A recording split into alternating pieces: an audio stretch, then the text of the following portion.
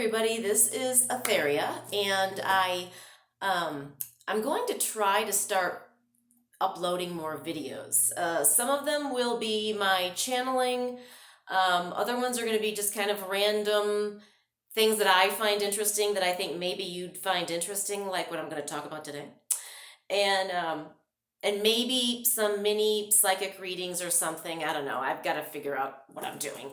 And as you can tell, my video quality is still not, and also I'm not 22, so the camera's staying back there. I'm not going to put it in my face, but anyway. Anyway, what I wanted to talk about today was that I felt very blessed to have been invited to a authentic Lakota style sweat lodge that took place last evening in the mountains above Rancho de Taos, which is just south of the main part of Taos. I had done a sweat lodge in southern Albuquerque a few years ago. So I wasn't a total novice to it, but I knew that they're difficult.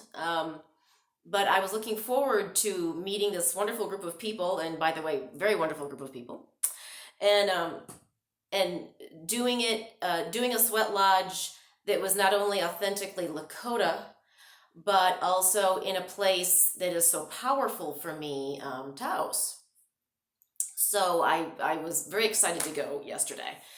Now, what was interesting is that I don't know, I would say I was probably about 2/3 of the way there when one of my Native American guides, White Feather, started showing up. He was clearly with me. I kept seeing this white feather clairvoyantly while I was driving. So I knew that he was approving of what I was doing. I did get lost trying to find this place because it's way up on the mountains, dirt, rugged roads. I don't have all-wheel drive. I lost traction a few times, but we made it. I did get stressed out because I was so worried I was going to be late, and I did not want to be late. But I made it in time. And I'm not going to give tons of details about it because for privacy issues for some of the people involved. But it was a powerful and healing ceremony. There was one, I'll be vague. There was one person who had requested this ceremony take place. A gentleman, I guess, who is normally a part of this group, had requested that this ceremony take place for some personal grief and healing that he needed to do. So I guess they don't always do this with a Lakota style sweat lodge, but in certain circumstances they will, which is a giving of the flesh. You can kind of imagine what that means by the words, so I had to turn my head. I have a weak stomach. I can't handle a lot. I didn't look. But this person who needed to go through this did have a piece of his arm removed, a small chunk of his arm removed to make an offering. If you've never done a sweat lodge, but have you done Bikram yoga? Picture Bikram yoga 2 to 3 times hotter for hours in a small pitch black place.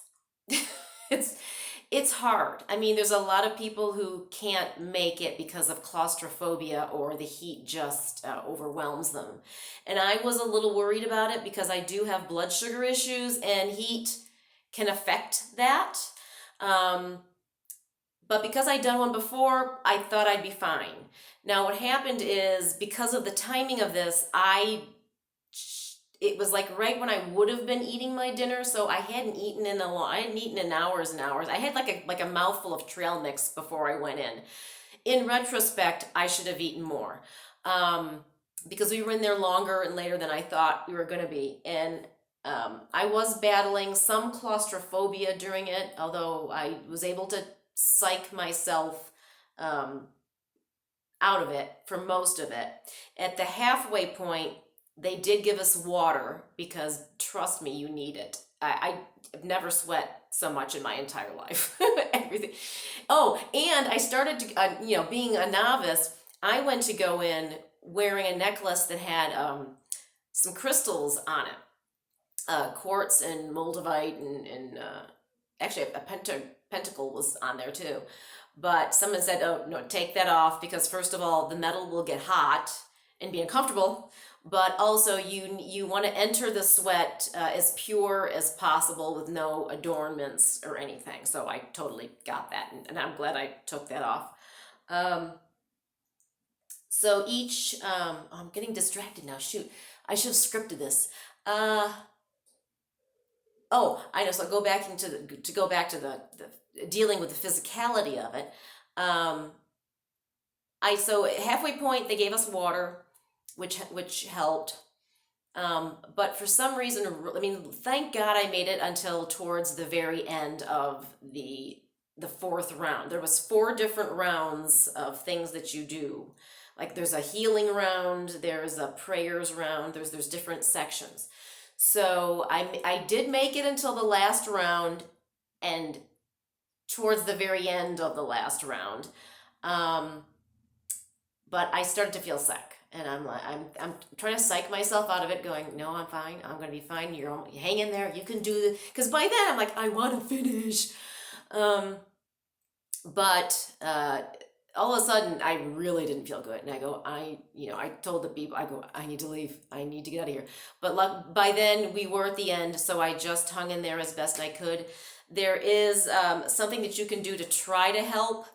Normally, if you're too overwhelmed with the heat and stuff, is that uh, you go face down and basically put your face down to the ground, and you can kind of get a little bit of cooler air from the edge of um, the lodge and the ground, and try to breathe in that way and cool down a little bit. And you also call in um, grandmother and grandfather to help you get through it. But with me, when I tried to do that, it actually made me want to pass out more because then my head was lower. So I go, this isn't going to work. But I did make it to the end, and but I was my entire body went pinprickly numb. I was very shaky. I was very weak. I could my knees kept wanting to buckle when I stood up, and I had to be helped out. Let's see, what was it? And I just felt like I was going to pass out or something. So I got out, drank a bunch of water, and I had brought a vegan protein bar with me, so I gobbled that down, and that dramatically helped me. It was a Cliff bar that was higher in protein. So that helped me get out of it. And then once I felt a little more stabilized outside, we went up to the house and had a potluck after that, and I ate and drank some more. But, anybody with either blood sugar problems or blood pressure issues, things like that, you do have to be careful. And they took it easy on me yesterday because they knew me, and the gal next to me did not have a lot of experience with sweat lodges. But it was the I wish I knew the Native American songs they were singing. I tried to go along as best I could, but I don't know them. But the beautiful, beautiful songs. I'm going to assume the music has something to do, like with the spiritualist church, for example. The reason that they do so much singing is it helps raise the vibration of the room to call in very high level spirits. So I'm going to assume in the Native American tradition, that's also why they do a lot of the singing, is to call in high level spirits and to raise the energy of the room. Was lovely energy, and it was powerful. People revealed a lot. I do think some healing happened last night, which I'm very happy for. And I know I'm forgetting some important stuff. Um, Darn it. Oh shoot, why am I forgetting something? And I don't have editing software to be able to edit this, so I gotta do this in one sweep. Bear with me a second.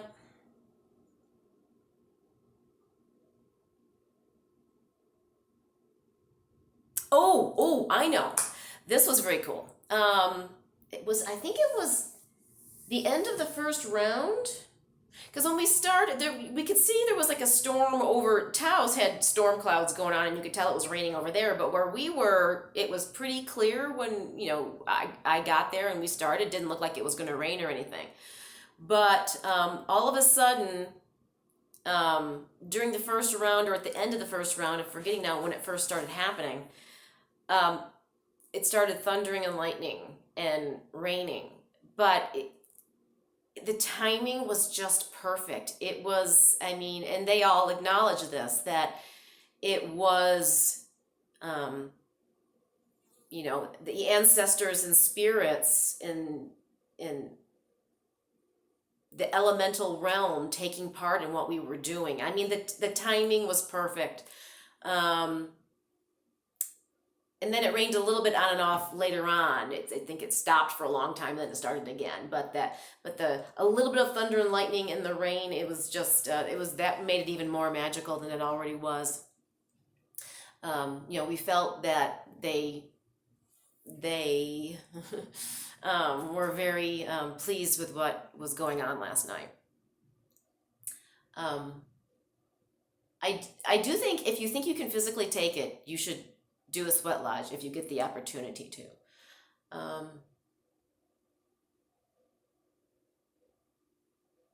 There's rules. Well, I guess I call it rules. There's certain things you have to do and not do. You have to be careful. And my friend coached me on some things that as a novice I would have not known to do, and I probably would have done and looked stupid. So he was very helpful.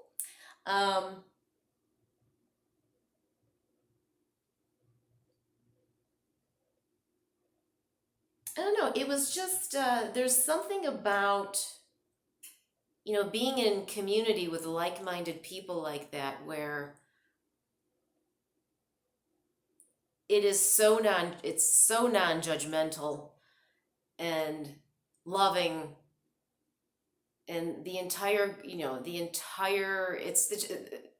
goal is healing and positivity and no judgment and love and connecting us here physically to the other side and the respect for the ancestors. It's beautiful. It's very beautiful, and I'm very glad I took part in it last night, and I would suggest you do it if you can.